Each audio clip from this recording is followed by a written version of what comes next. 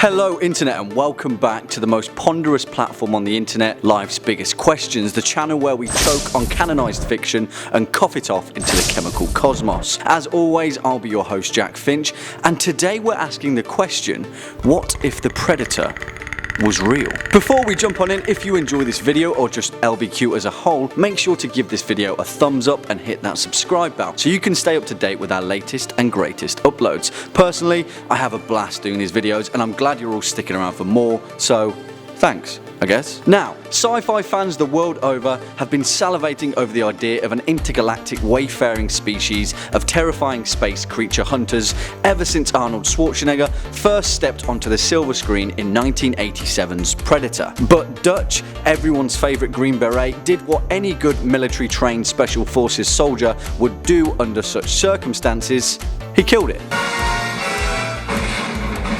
Well, actually, the Predator killed itself via self-inflicted negatron bomb, because little did Dutch know he's part of the Yautja, the most death metal humanoids the universe has ever known, and if they were real, would be in very, very deep trouble. Known collectively as the Yautja or the Hishkuten, Dutch's nemesis is part of an extraterrestrial species that are universally renowned by their hunting of horrific space creatures for nothing more than the pure fun of it and the sport and honour that comes alongside it.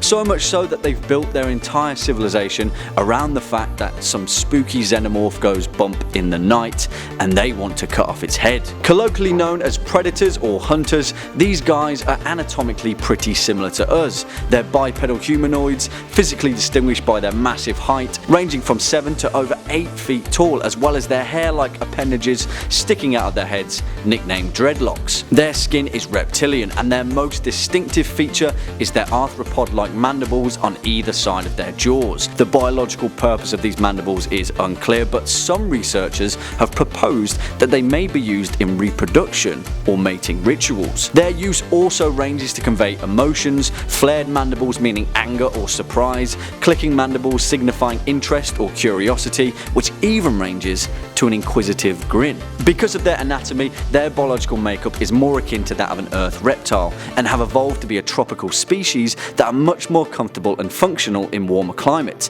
I mean, they have incredibly advanced survival suits, but they've got to take it off sometime, right? Their homeworld, Yautja Prime, has two major biomes: a dry hot desert with rivers of flowing lava and a humid wet jungle. This has led to some lethal doses of radioactivity in certain areas of the planet, but the predators tend to shrug it off with relative ease. Because of their planet's insanely hot climate, predators tend to only leave their planet if their destination is in a hot season, so potentially this could be good news for us humans. We're already off to a good start, because even at our hottest environment, the Yautja would still probably find it a little bit uncomfortable. And even then, we could just retreat to the northern hemisphere and build ourselves a predator-free fortress. I hear Greenland is nice this time of the year. Bad news though, if global warming continues to heat up the planet, as the predators might see it as an expansive opportunity, and all of a sudden we'll see an influx of human hunting holidaymakers setting up camp and looking to stay permanently.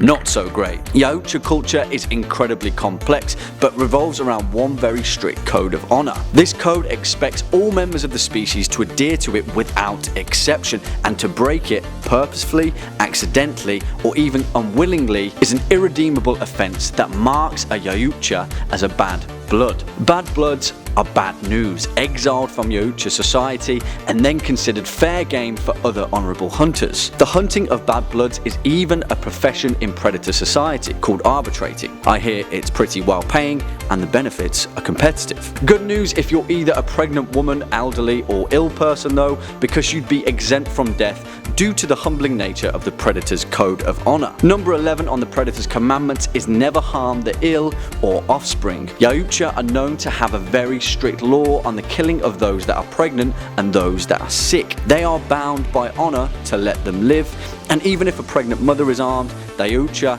are forbidden to do them harm. So then, does that mean if the predator was real, our best hope of survival would be an army of pregnant women? Hell yes. I don't know about you, but under the threat of a predator assault, I'd feel pretty safe at the thought of hundreds of thousands of expecting mothers blasting away at the Yautja so they can make Earth safe for their impending offspring. In fact, I think it's pretty much the best chance we've got. In all seriousness though, if the predator was real and the Yautja as a species were aware of the existence of humans, we'd be hunted constantly and things would quickly become pretty miserable. It'd be the go-to spot for any unblooded predator trying to snag their first human kill, and if the actions of the US government in Aliens vs Predator Requiem are anything to go by, there wouldn't really be much of an Earth left, because they dropped a nuke on the small city of Gunnison, Colorado after a slight xenomorph outbreak. But after all this, I mean, is there any chance that we could just be friends? If the Yautja are real, then by proxy, the xenomorphs are real, and then the engineers, and then the pred-aliens, and then the Praetorians. The list goes on and it's pretty long and more scarier than the xenomorphs in a jaw. All of a sudden, the universe looks like a pretty terrifying place, even more so than it does now, and what would be better than making a galactic democratic alliance with the Yautja? Their technology is insanely advanced, and if the events of Predator Concrete Jungle are anything to go by, then Predator-human hybrids are genetically very viable. Who knows?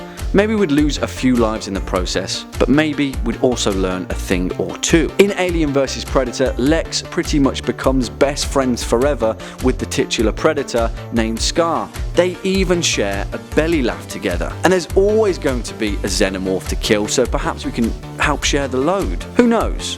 Do you know? Why don't you let us know in the comment box down below. Unfortunately, that's all we've got time for in today's LBQ, but if you've enjoyed this video, why don't you go ahead and give it a thumbs up or a thumbs down, because that is, after all, your internet entitlement. If you'd like to carry on with the LBQ binge, go ahead and hit that playlist floating shortly above. You've been watching Life's Biggest Questions. As always, I've been your host, Jack Finch. Make sure to take it easy, and remember, there's no such thing as a stupid question.